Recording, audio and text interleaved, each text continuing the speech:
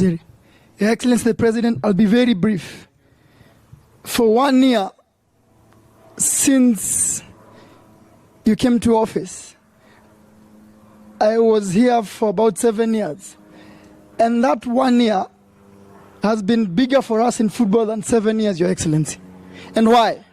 Because all national teams now are taken seriously.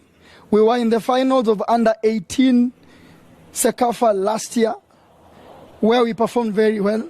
The national team Harambee Stars now in every window inacheza na mataifa kubwa kubwa. We beat Qatar, your president. Huko kwao tuliwafunga. Tulikuwa na Wakenya 14,000 walikuja kushangilia na tukawafunga.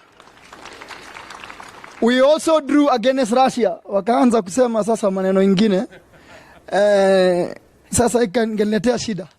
But now we are working with the ministry every day to make sure that Harambee Stars will be ready. And I want to assure you, as you said, Harambee Stars will be ready.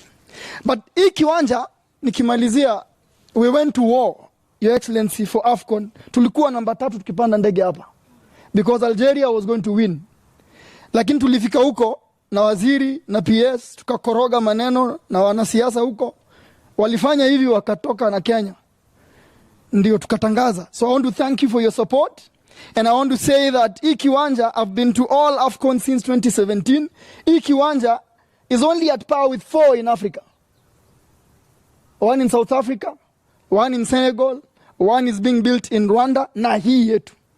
So tuko kwa hiyo level kama ile ya Lusail ilikuwa Qatar. I want to thank you so much. Finally, Wakenya wote sasa, I had a debate with you and Waziri in March this year. Na matches za Harambee Stars ziko kwa TV. Matches za Harambee Stars ziko kwa TV.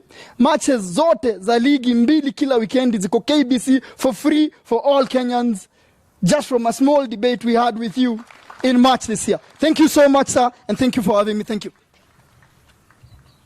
Asante sana, Your Excellency. Before I invite our governor,